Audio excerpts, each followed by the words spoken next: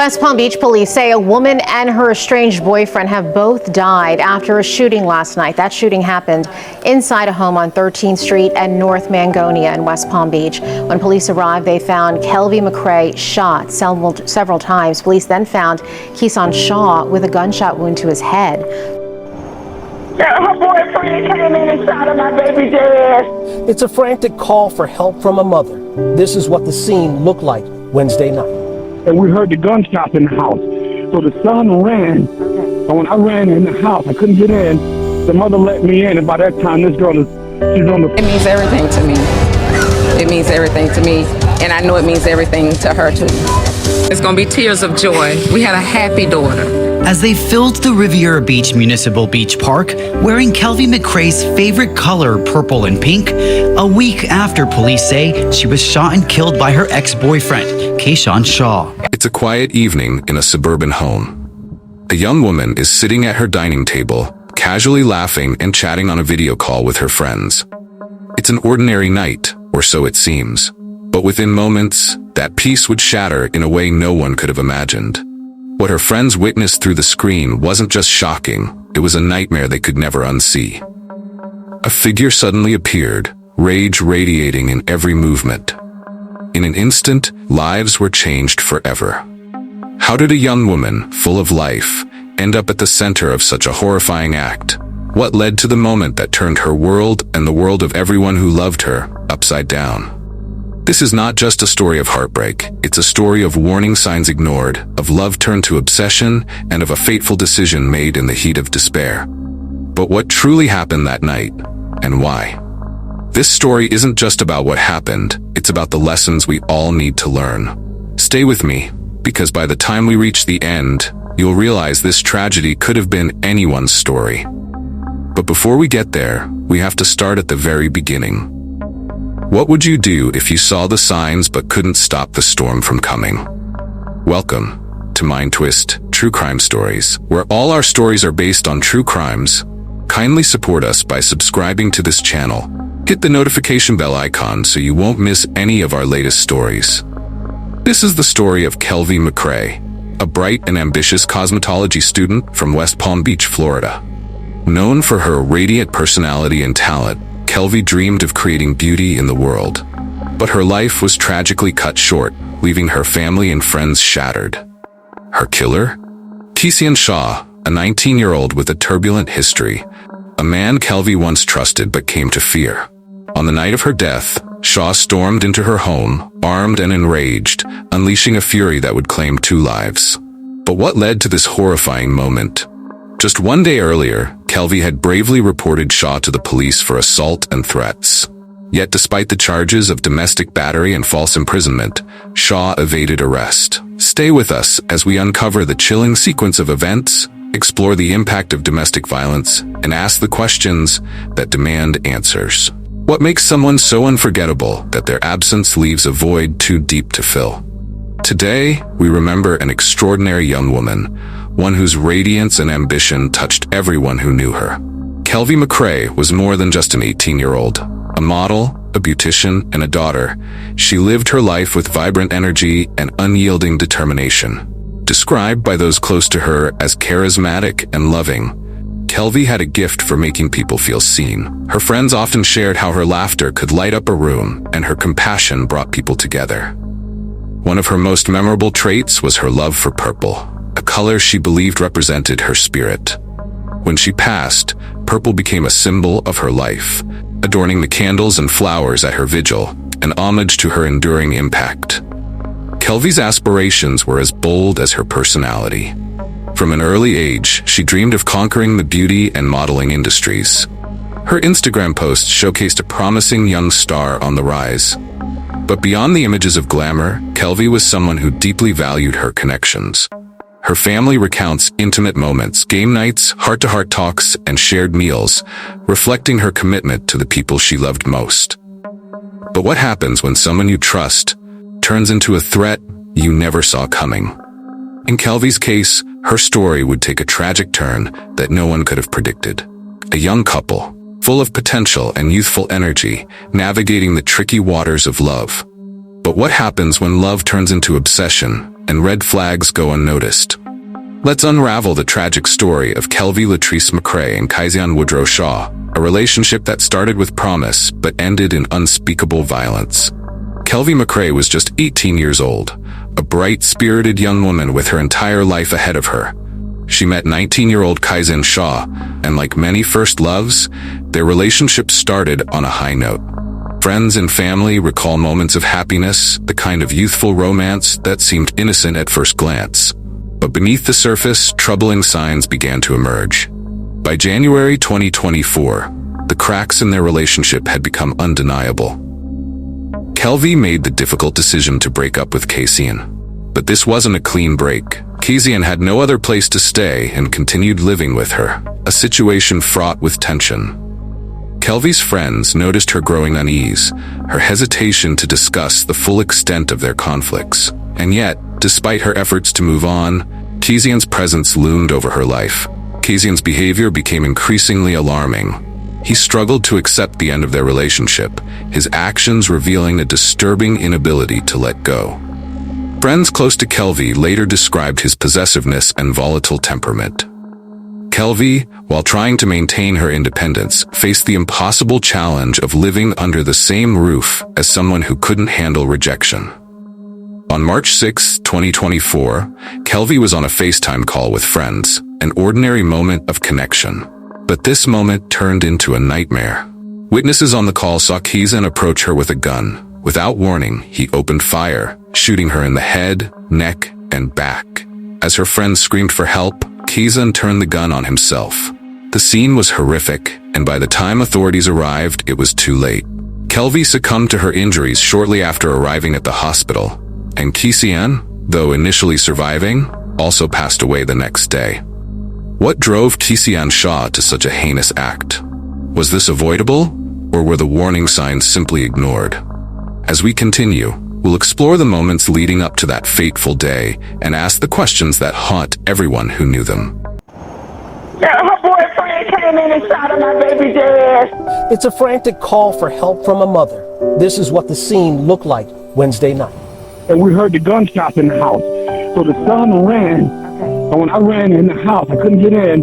The mother let me in, and by that time, this girl she's on the floor. West Palm Beach police say 19-year-old Kaizian Shaw shot and killed his estranged girlfriend late last night. He died this afternoon at the hospital from a gunshot wound to the head.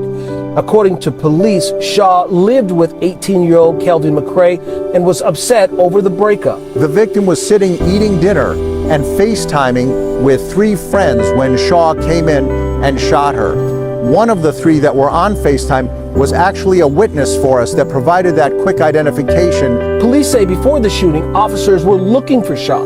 They say he threatened McCrae at gunpoint Tuesday. We knew what kind of car he was in. We knew who we were looking for, but he just eluded us and tragically returned. Well, Jackal says that his officers actually pursued Shaw for 5 miles, but eventually broke off the chase. On Thursday, Shaw died from his injuries. Kelvi McCrae was just beginning to rebuild her life after ending a tumultuous relationship with Quintarius Shaw, a 19-year-old struggling with his own demons. But Shaw wasn't ready to let go.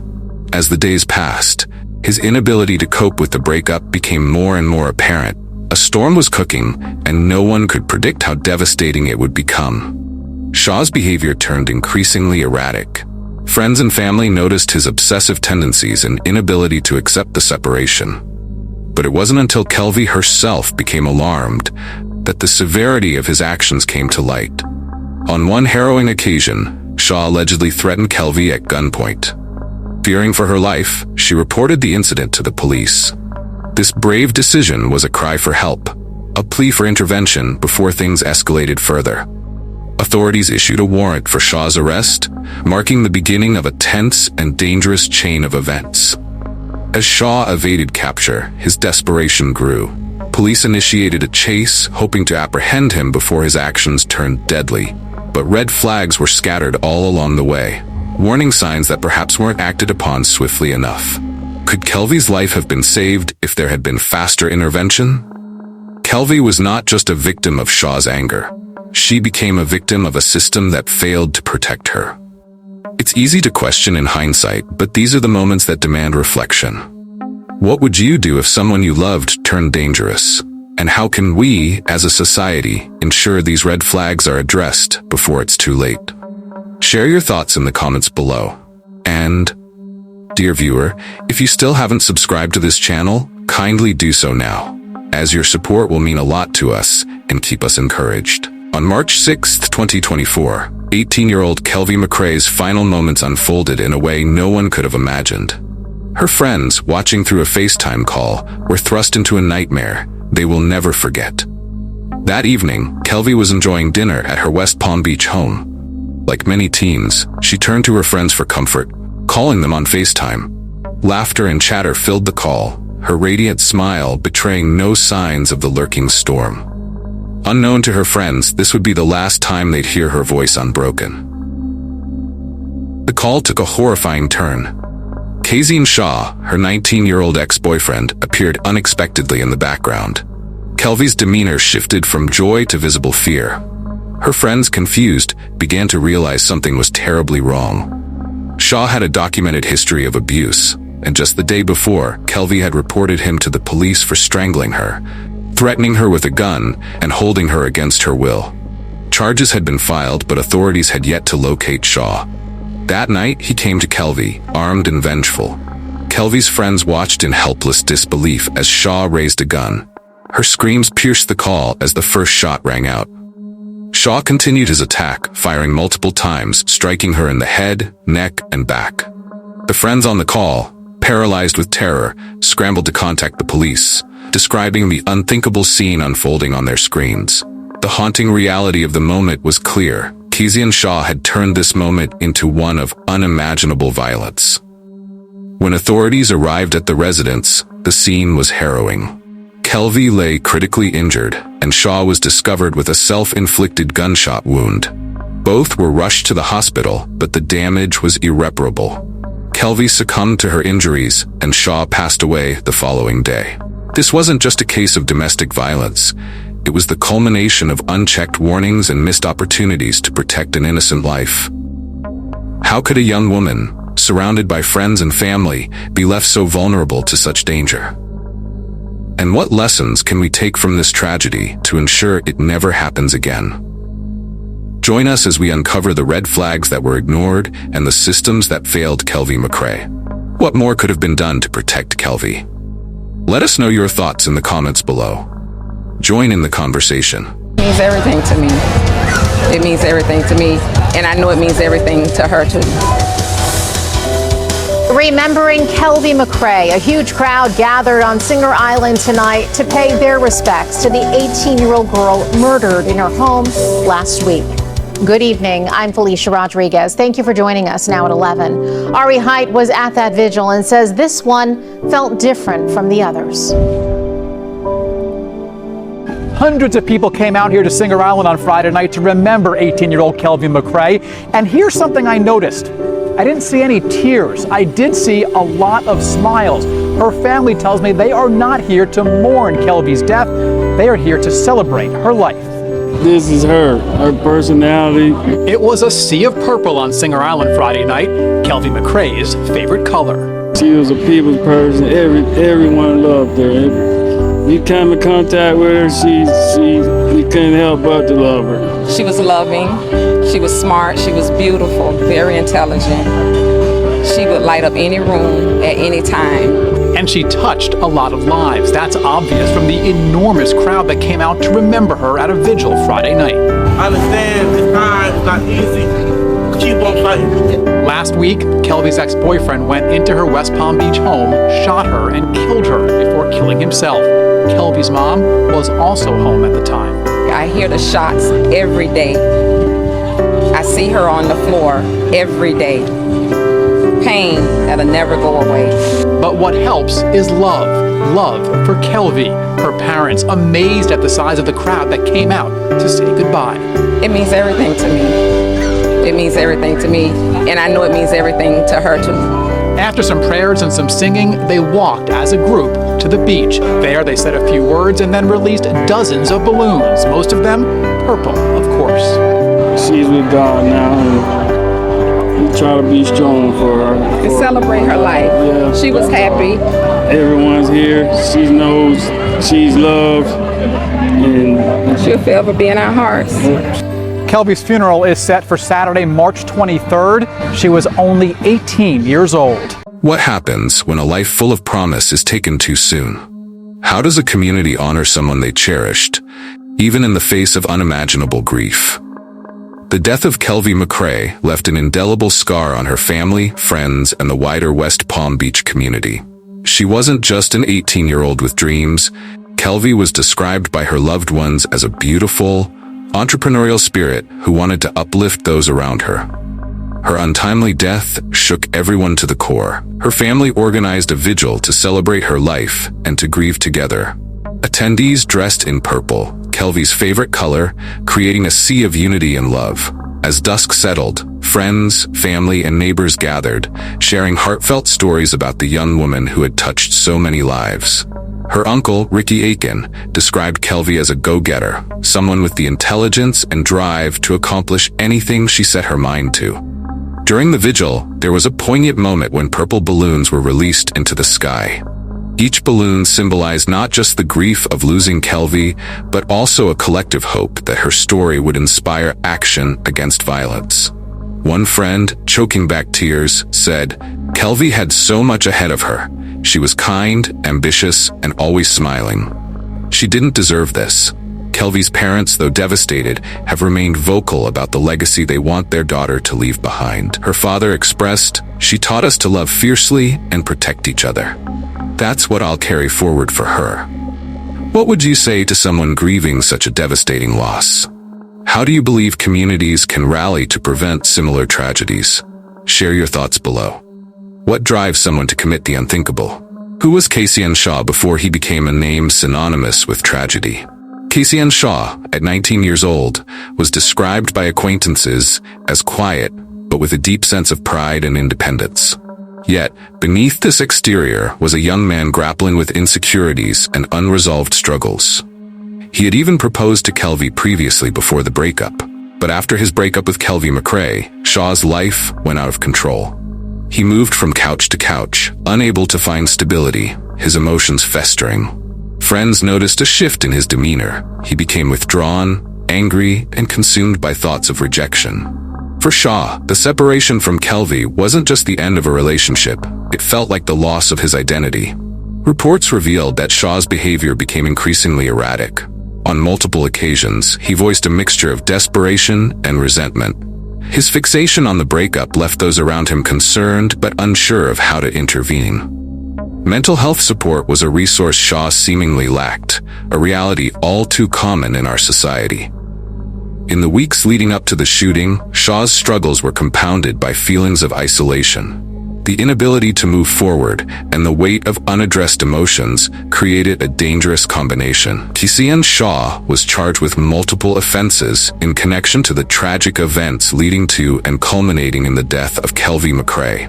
The charges included first-degree murder, as well as aggravated assault and domestic battery by strangulation from a prior incident. The day before the fatal shooting, Shaw had reportedly attacked McCrae, pointing a firearm at her, physically assaulting her, and attempting to detain her against her will. This violent history was part of an escalating pattern of abuse that ended with the murder-suicide on March 6, 2024. Do you think early intervention could have made a difference in this case? What societal changes are needed to address issues of mental health and domestic violence? Let us know your thoughts below. How many tragedies could be prevented if we recognize the warning signs early enough? Kelvi McCrae's story is a heartbreaking reminder of how critical it is to understand and act on the signs of domestic violence. But would you know what to look for? Domestic violence rarely begins with physical abuse. It starts subtly, controlling behavior, emotional manipulation, or isolation from loved ones. Experts emphasize that recognizing these patterns can save lives. The National Domestic Violence Hotline identifies key indicators, including excessive jealousy, threats, and financial control. These behaviors escalate if left unchecked.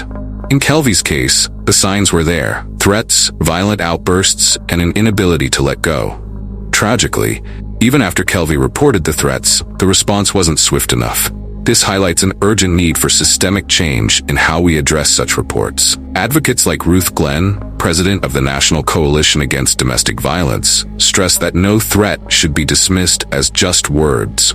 Glenn states, "Every report is a potential lifeline, not just for the victim, but for their entire community." Law enforcement officials also urge friends and family to trust their instincts. If something feels wrong, it probably is. Captain Michael Johnson, a domestic violence specialist, reminds us, early intervention can break the cycle of violence. It's not just about responding, it's about prevention. Now let me ask you, what steps should society take to better support victims of domestic violence? Share your thoughts below. Kindly lend your helping voice. How many lives must be lost before we collectively take the signs of domestic violence seriously? Kelvi McCrae's death was senseless, avoidable, and devastating. It reminds us of the silent battles many face behind closed doors, battles that sometimes end tragically before help arrives. If this story moved you, take a moment to like this video, share it with someone who needs to hear this message, and subscribe to the channel for more stories that matter. Finally, check out our related videos on domestic violence awareness. Together, we can educate, prevent, and support those in need. Stay safe, stay aware, and thank you for watching.